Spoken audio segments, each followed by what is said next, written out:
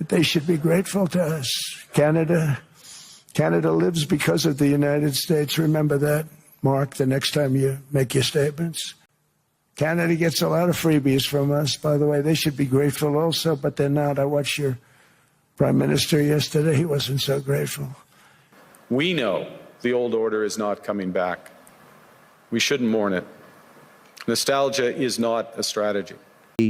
Note to all the patriotic Canadians, particularly people in Alberta and those Western provinces, you're not, if Carney and these globalists in Canada think they're going to sell out the United States and expose the United States on its northern border and expose us on NORAD and the Arctic to the Chinese Communist Party, you have another thing coming. I believe the progress that we have made in the partnership sets us up well for the new world order.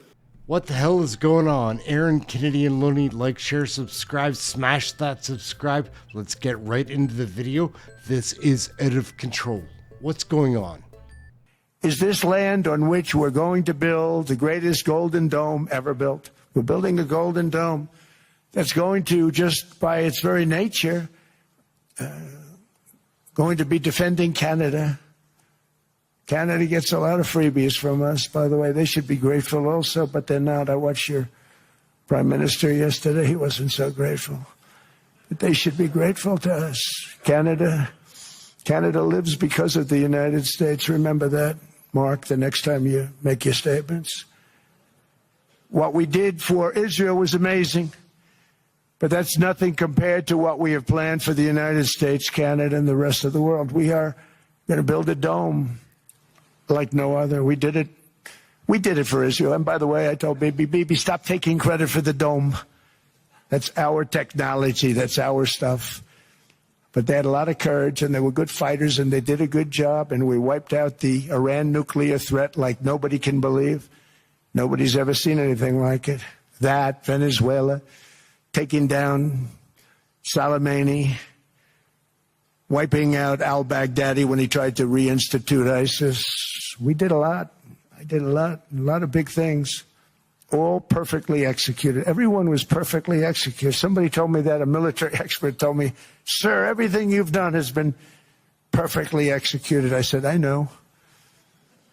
So other presidents have spent, whether foolishly or not, trillions and trillions of dollars on NATO and gotten absolutely nothing in return. We've never asked for anything.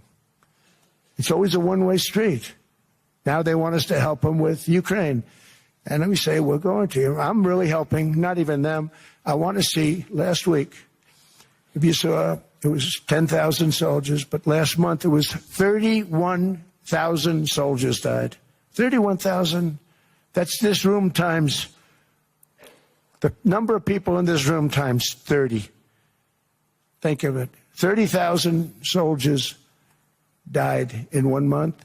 The month before it was 27,000. The month before that it was 28,000. The month before that it was 25,000. It's a bloodbath over there. And that's what I want to stop. It doesn't help the United States, but these are souls. These are young people. Look like you, look like some of you right in the front row. They go to war. Their parents are so proud. Oh, there he goes, comes back. 2 weeks later, they get a call, your son's head's been blown off. I want to stop it. It's a horrible war. It's the worst since World War II. They keep going, they'll exceed World War II. The numbers are staggering, how many people they've lost. They don't want to talk about it. Ukraine and Russia lost just tremendous amounts. And I'm dealing with President Putin, and he wants to make a deal, I believe. I'm dealing with President Zelensky, and I think he wants to make a deal. I'm meeting him today. He might be in the audience right now. But they got to get that war stopped because too many people are dying, needlessly dying. My name's Aaron. This is Canadian Looney. Let's check out the next video. Smash the like, hammer the subscribe. Next video, please. Let's go.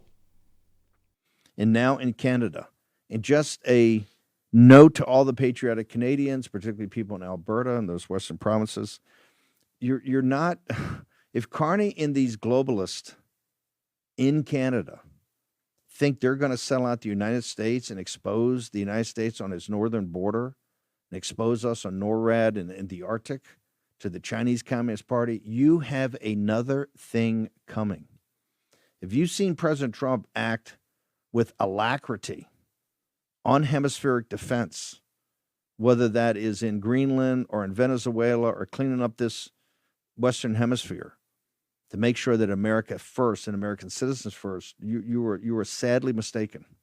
And let me be blunt. You are playing with fire.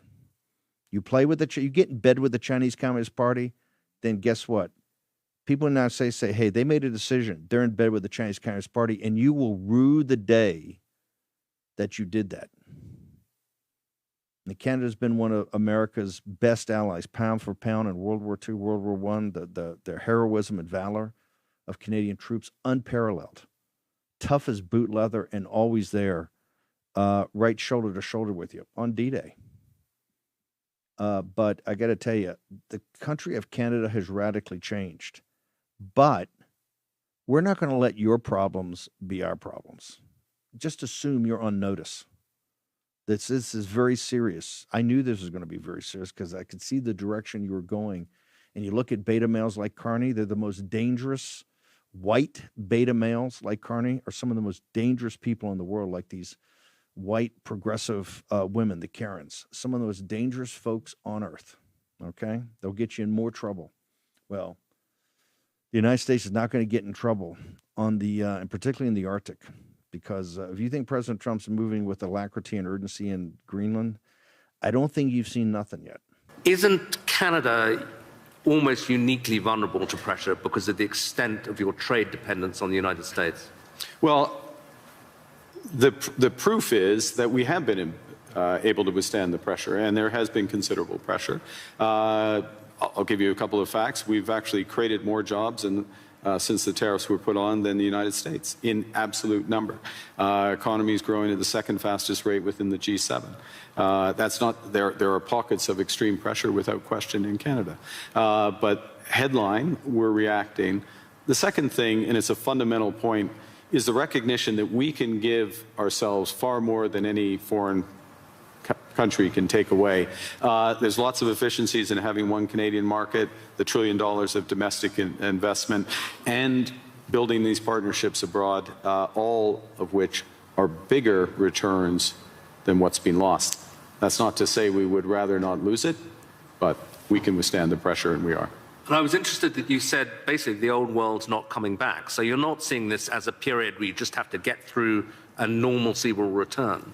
I think that is our view, and we regret it, but we're not going to sit around and mourn it. We're acting, and we're acting in a way both that's in our interests, but we believe in a way with others that's building imperfectly in steps a new system. I'll give you one example and hand back, which is we are members of trade agreements that comprise already 1.4 billion people around the world.